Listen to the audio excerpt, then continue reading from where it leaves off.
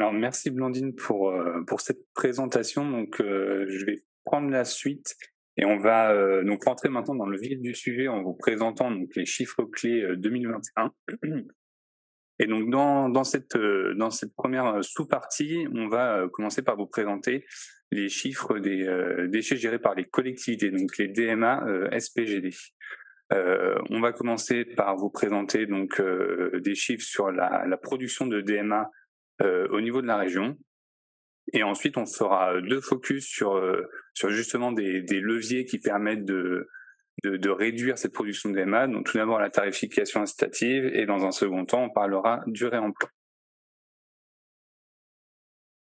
Alors au niveau de la production de DMA en 2021 à l'échelle de la région, donc globalement, on note une hausse assez importante des tonnages collectés en 2021, plus 7,5% par rapport au tonnage collecté en 2020, et on reste également à un niveau supérieur par rapport à 2019, donc plus 3,9%.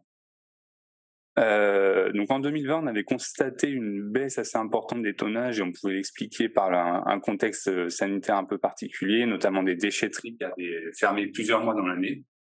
Et donc cette hausse en 2021 qui concerne essentiellement les déchetteries, on peut l'expliquer en partie par justement le report de ces tonnages 2020 en déchetterie.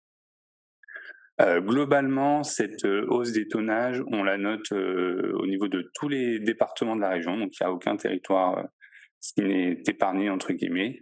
Et ça va concerner, alors pour les déchetteries, tous les flux vont être concernés, mais notamment, on va noter une augmentation significative pour les déchets verts, le mobilier, les encombrants et les gravats. Pour ce qui concerne la collecte séparée, donc recyclable sec, verre, on va noter une hausse de 3,4% par rapport à 2020.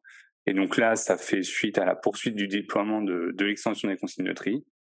Et enfin, sur les OMR, globalement, on note une très légère augmentation par rapport à 2020, donc plus 0,6%, qu'on peut corréler avec la croissance démographique en région, donc plus 0,4% entre 2021 et 2020.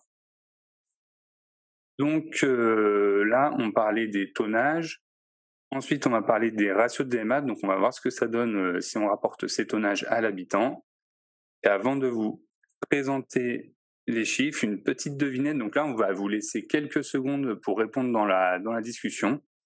Donc on va vous demander quelle est la quantité de déchets produits par habitant en 2021 en Auvergne-Rhône-Alpes. On vous laisse quelques secondes pour répondre à cette question dans la discussion avant de vous dévoiler la bonne réponse. Donc est-ce que c'est 457 kg par habitant, 494 kg par habitant ou 557 kg par habitant?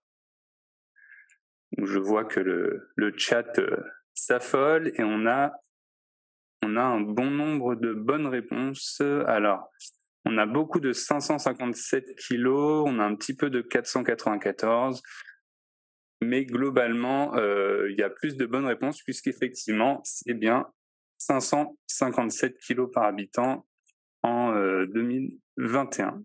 Voilà. Ça passe pas. Ça devrait passer à celle suivante. Attends, faut juste que j'arrive. Hop. Vas-y. Voilà. Donc effectivement, en 2021, 557 kilos par habitant de DMA collectés. Donc là aussi, comme pour les tonnages, hein, on note une forte augmentation par rapport à 2020. On était descendu à 523 kilos par habitant. Et là, on avait connu une baisse assez importante par rapport à 2019. Donc là, on le voit sur la ligne noire tout en haut du graphique. L'objectif fixé dans le SRADET actuellement, c'est une baisse de moins 12% de DMA par habitant entre 2015 et 2031, soit moins 50 kg. Donc en 2031 actuellement, il faudrait atteindre les 494 kg par habitant. Donc on voit qu'il y a encore une marge, une baisse assez significative à atteindre pour parvenir à cet objectif. Sachant que pour le moment, entre 2015 et 2021, les DMA par habitant ont augmenté de 2%, soit plus 13 kg par habitant. Dans le détail, on constate que ces hausses entre 2015 et 2021 vont concerner les déchetteries, donc plus 8%, Également, les collectes séparées, donc emballage, papier, verre, où là on note une augmentation de 9%. Et par contre, une bonne nouvelle, c'est qu'on note une baisse sur les OMR de moins 6% entre 2015 et 2021. Avec voilà la modification du SRADET qui est en cours et qui va prendre en compte les objectifs fixés dans la loi AGEC. Donc le nouvel objectif de réduction des DMA par habitant sera fixé à moins 15% entre 2010 et 2031. Donc 2010 où on était à 546 kg par habitant et 2031 où il faudra donc atteindre les 464 kg par habitant, soit une baisse de moins 82 kg par habitant.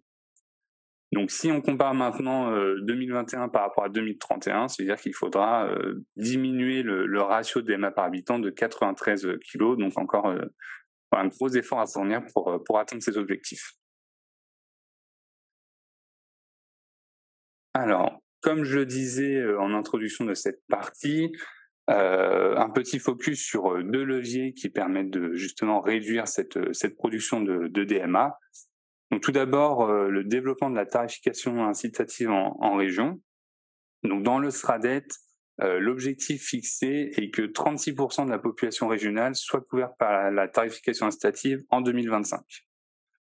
Donc en 2021, on est encore loin de l'objectif puisqu'on atteint les 7% de la population qui est couverte par la tarification incitative, donc que ce soit une taxe, une TEOM incitative ou une redevance incitative. Et donc globalement, on a un pourcentage équivalent par rapport à 2020 et en très légère hausse par rapport à 2019 puisqu'on était à 6% de la population couverte par la TI en 2019. Donc sur la carte, vous pouvez voir en bleu foncé les EPCI qui ont mis en place une redevance incitative et en vert les EPCI qui ont mis en place une taxe avec une partie incitative. Et donc en 2021, ça représente en tout 16 collectivités qui ont mis en place la tarification incitative sur l'ensemble de leur territoire et également 4 collectivités supplémentaires qui l'ont mis en place, mais pour seulement une partie de leur population.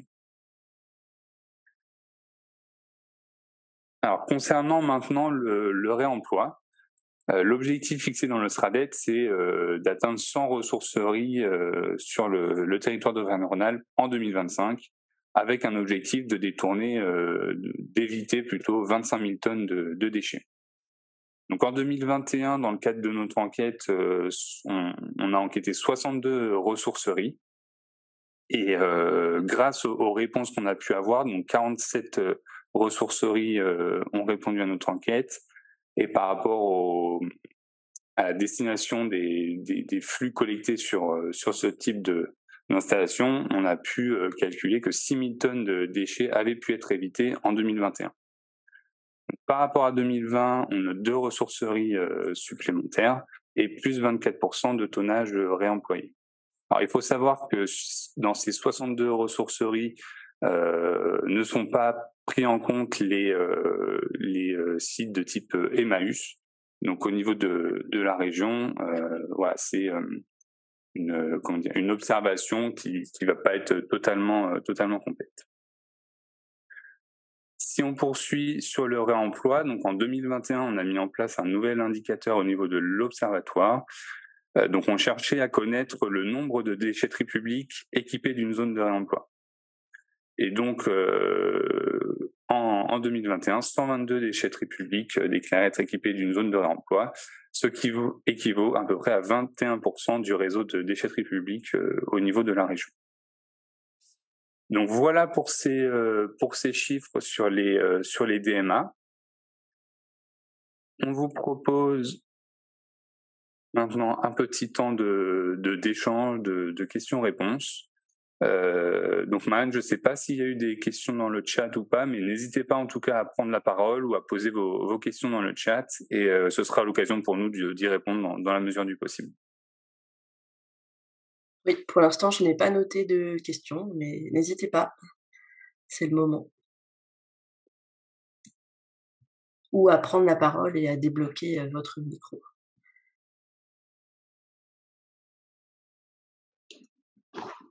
Bonjour, vous m'entendez? Oui, bonjour, Bonjour, je oui. vous entends très bien.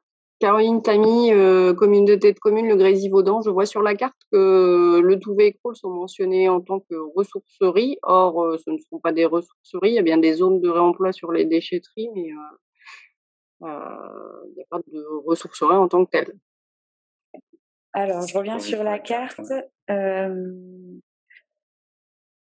Dites-moi votre... pouvez-vous me redire la question et donc l'écart de ressourcerie qui figure? Donc Le Touvet et Crolles, en dessous de Pont-Sara. Ouais. Alors là, sur cette carte, ce sont des ressourceries privées, en fait. Ça va pas être les ressourceries mises en place éventuellement portées par des collectivités, où on va avoir aussi les ressourceries privées. Alors c'est peut-être pour ça. D'accord. Je sais pas si ça répond à votre question ou pas, mais Oui, je vais vérifier. Merci. Ça renvoie à la notion de périmètre là sur ressourcerie recyclerie. Oui, on a d'ailleurs J'ai une vu la question dans le remarque. chat à ce sujet. Madame Bergère qui demande pourquoi le réseau des Emmaüs n'est pas intégré dans le champ d'enquête. Alors, donc en fait, on identifie trois grosses structures de réemploi, c'est vrai. Donc il y a Emmaüs, l'Armée du Salut et Notre-Dame des Sans-Abris, qui sont un peu connus. Et en fait, ces structures-là, la fonction première est la réinsertion sociale. Donc pour le moment, nous, on va observer les flux réemployés sur des structures dont le premier objectif est le réemploi. Et c'est comme ça que ça s'est organisé depuis qu'on enquête les ressourceries recycleries. Est-ce que ça a répondu à la question?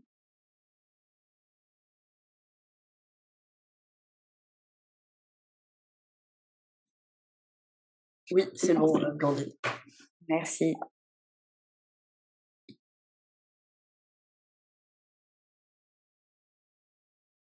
Alors, est-ce qu'il y a d'autres questions sur cette... En fait, on va voir, comme les 4 sujets présentés, à chaque fois, on va prendre des moments d'échange quand on est encore un peu dans le vif du sujet. Mais s'il y a des questions qui arrivent après sur une thématique qui a été vue avant, il n'y aura pas de censure et on pourra également y répondre.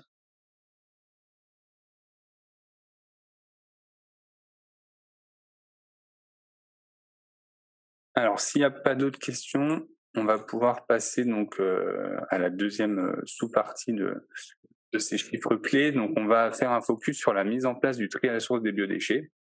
Avant de vous présenter les chiffres, une petite mise en contexte. Donc quand on parle de biodéchets, on va prendre en compte donc à la fois les déchets alimentaires, tout ce qui va être reste de repas, épluchures, etc.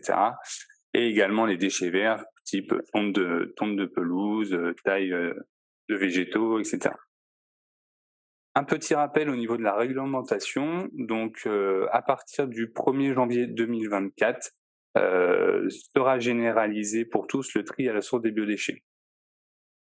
Que ce soit pour les producteurs à l'entreprise, donc sans seuil minimal, ou également pour les ménages. Et donc, concernant les ménages, cette obligation incombe à la collectivité de proposer à tous les habitants une solution de tri à source des biodéchets. Donc, cette solution de tri à source des biodéchets, elle peut passer par 2 types de solutions, principalement. Donc, soit une gestion de proximité des biodéchets, avec le développement du compostage individuel et du compostage collectif, ou par la mise en place d'une collecte séparée des biodéchets. Si on regarde, alors avant de vous présenter les chiffres 2021, voilà, on vous propose encore une fois une petite question, 2 petites questions. Donc là, vous pourrez encore mettre vos réponses dans le chat. Donc sur la première question, ça concerne la solution de gestion de proximité des biodéchets. Donc quelle part de la population dispose d'une solution de gestion de proximité des biodéchets mis en place par la collectivité en 2021 ? Est-ce que c'est 9%, 16% ou 25% ? Et pour la deuxième question, quelle part de la population est desservie par une collecte séparée des déchets alimentaires en 2021 ? Donc pareil, est-ce que c'est 9%, 16% ou 25%? Donc on vous laisse quelques secondes pour répondre dans le chat avant de vous dévoiler les bonnes réponses.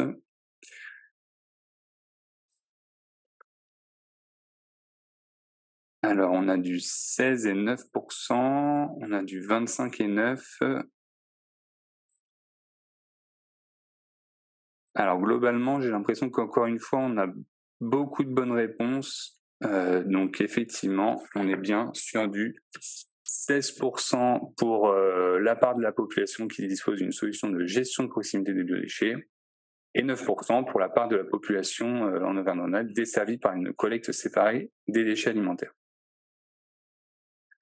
Donc sur la première solution, donc le développement de la gestion de proximité des biodéchets, donc tout d'abord, concernant le compostage individuel.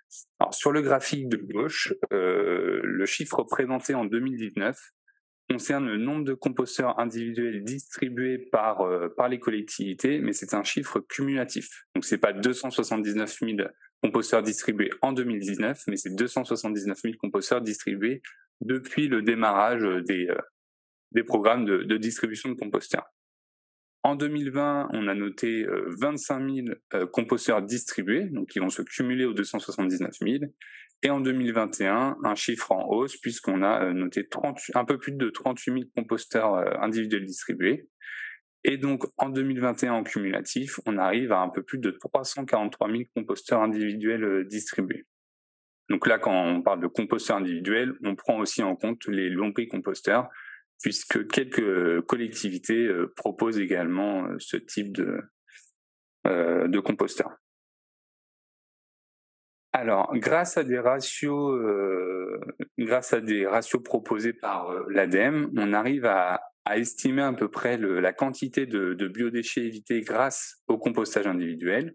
Et donc, en 2021, on estime à environ 55 000 tonnes les biodéchets évités grâce à cette solution de compostage. Alors, quand même, une chose qui est importante de préciser en termes d'observation, c'est que ce nombre de composteurs, il faut le nuancer car il ne va pas prendre en compte le compostage en tas. Il ne va pas non plus prendre en compte les composteurs qui vont être achetés par des foyers, mais de manière privée, sans passer par les programmes mis en place par les collectivités. Donc voilà. Et également une autre précision, c'est qu'on fait pas d'observation sur le taux d'utilisation de ces composteurs. Donc quand on dit 343 000 composteurs individuels, on ne sait pas le nombre qui est réellement encore utilisé en 2021. Si maintenant on s'intéresse au compostage collectif.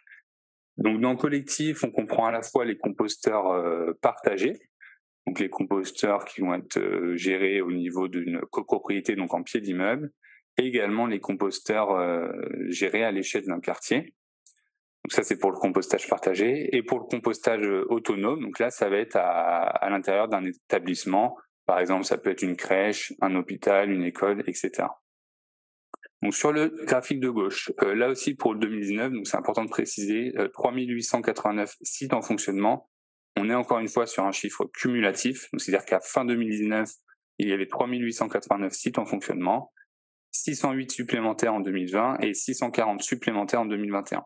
Donc à fin 2021, on compte un peu plus de 5100 composteurs collectifs en fonctionnement en Auvergne-Rhône-Alpes. Et là encore, grâce au ratio proposé par l'ADEME, on estime à environ quasiment 11 000 tonnes les biodéchets évités grâce à cette solution. Et donc globalement, on note sur ces deux types de compostage une hausse des composteurs distribués et des sites de compostage en fonctionnement, donc plus 13% pour le compostage individuel et plus 14% pour le nombre de sites en fonctionnement. Pour terminer sur le tri à la source des biodéchets, donc maintenant on va évoquer la deuxième solution qui est le développement de la collecte séparée des biodéchets. Donc en Auvergne-Rhône-Alpes, à fin 2021, donc 5 collectivités avaient mis en place une collecte séparée pour les biodéchets, ce qui représente en 2021 un peu plus de 17 000 tonnes collectées, soit 23 kilos par habitant desservi. Donc, par rapport à 2020, on note une collecte séparée en plus, donc la métropole de Lyon. Et globalement, on note un ratio à l'habitant desservi relativement stable entre 2020 et 2021. Il n'y a pas tellement eu d'évolution par rapport entre ces 2 années. Donc, on vous a mis en dessous la liste des collectivités qui proposaient ce type de collecte, à savoir que certaines collectes, c'est notamment le cas de Clermont-Auvergne Métropole, acceptent les déchets verts dans cette collecte, alors quand ils sont en petite quantité, bien sûr. Et donc, on l'a vu précédemment, donc 9% de la population régionale qui est couverte par une collecte de biodéchets en 2021.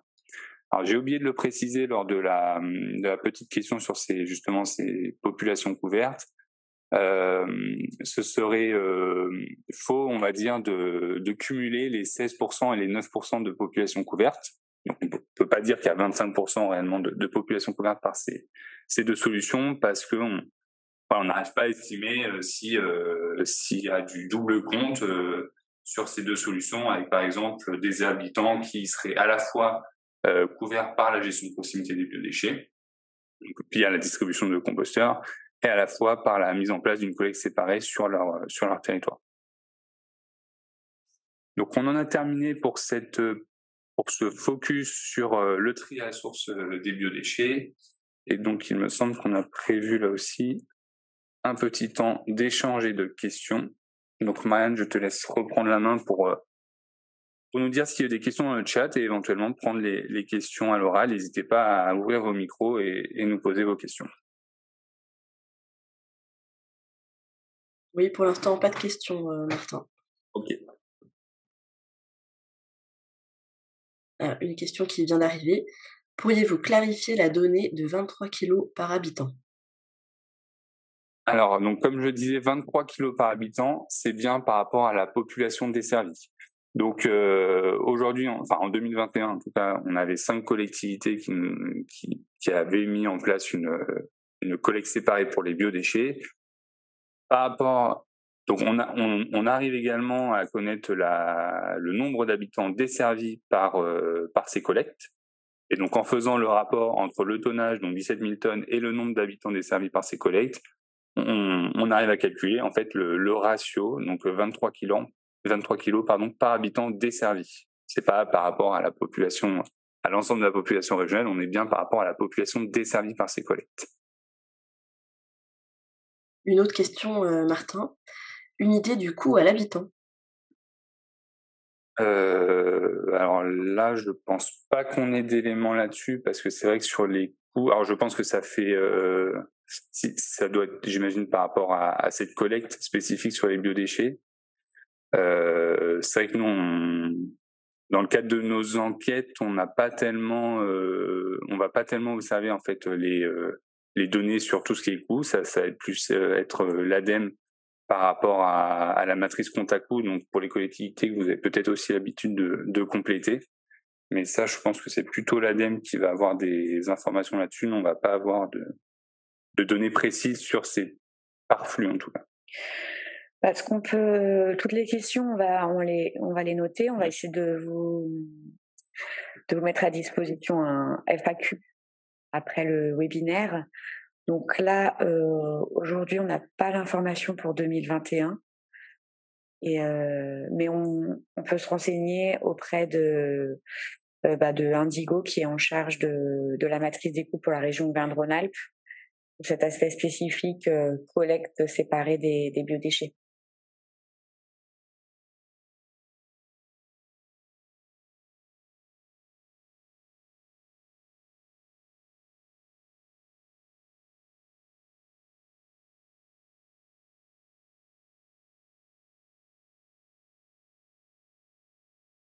Oui, mais on regarde, on vous repartage au niveau de l'information. Je suis dessus.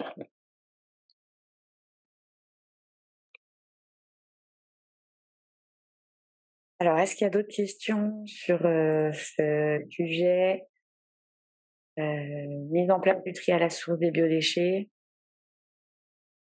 Oui, Blandine, une question qui vient d'arriver de Madame Masson. Connaissez-vous le nombre de coopératives ou entreprises qui peuvent procéder à une collecte des biodéchets pour les collectivités en région Aura?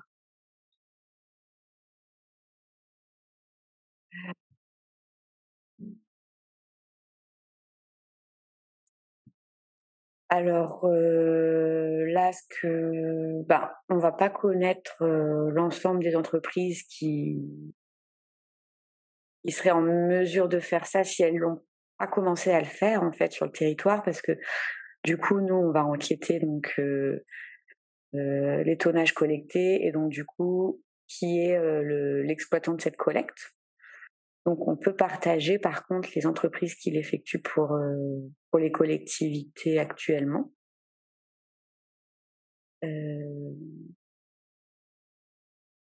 Et et après, il va falloir se référer à nos annuaires d'installation pour peut-être identifier des acteurs plus locaux sur un territoire et questionner sur une possibilité de collecte des biodéchets.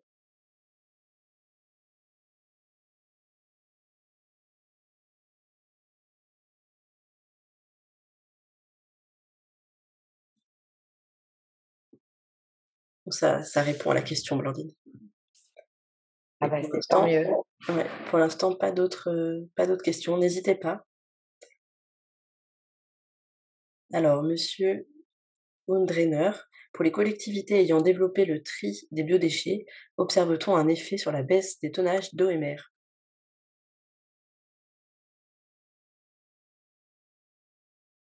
Non, Martin, je te laisse répondre, je sais pas, ou Blandine, si vous avez la réponse.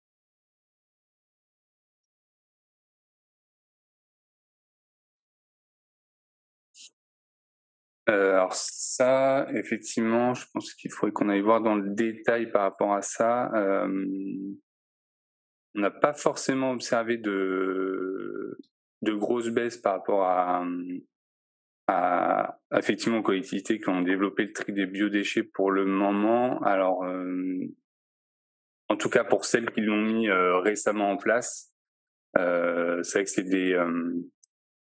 des types de collectes qui montent en puissance avec les années, mais c'est vrai que pour le moment, on n'a pas forcément observé un effet en tout cas conséquent sur la baisse des tonnages d'OMR, mais là c'est pareil, on pourra regarder dans le détail et vous faire un retour un peu plus précis sur cette question-là.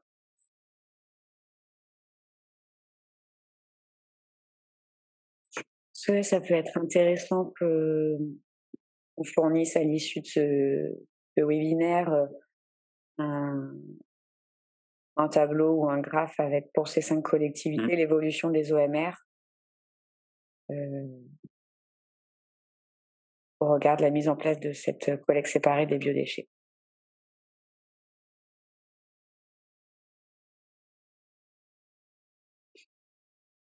Alors, une remarque dans le chat de Hervé Baffy. Il sera intéressant de voir dans le futur l'augmentation des kilos par habitant collectés des biodéchets, car on est loin du chiffre 1/3 de biodéchets dans la poubelle résiduelle. Effectivement, ouais, on voit que là, sur ces collectes-là, on arrive à 23 kilos par habitant. Alors là, on n'a pas forcément les chiffres en tête au niveau des OMR pour ces cinq collectivités, mais globalement à l'échelle régionale, en termes d'OMR, on est autour des 222 kilos, il me semble, par habitant collectés d'OMR. Donc effectivement, un tiers de biodéchets, ça représenterait à peu près 70 kilos de biodéchets à aller chercher dans cette poubelle.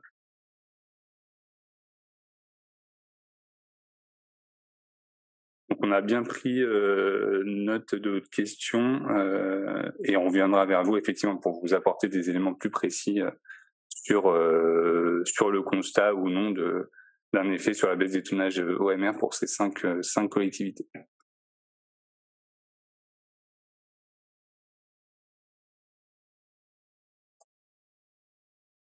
Ça fait 5 minutes. Marianne, est-ce qu'il y a des questions qui apparaissent ou des remarques? Non, pas d'autres questions pour l'instant. Eh bien, s'il y en a d'autres, vous pouvez les garder pour un petit peu plus tard. En tout cas, juste remarque, n'hésitez pas, hein, si vous avez des retours d'expérience sur la caractérisation ou si on peut progressivement objectiver, voilà, quelle est la part qui n'est plus dans les OMR, mais ça. Et après, on verra peut-être sur l'enquête, les enquêtes en cours sur 2022, si on a des éléments qui objectivent un peu plus l'année prochaine. Parce qu'en fait, après, on a aussi présenté des ratios, et ces ratios-là, à mon avis, font aussi référence au tiers des OMR que citait Hervé. Donc nous, ça nous fait réfléchir aussi sur comment on présente les résultats.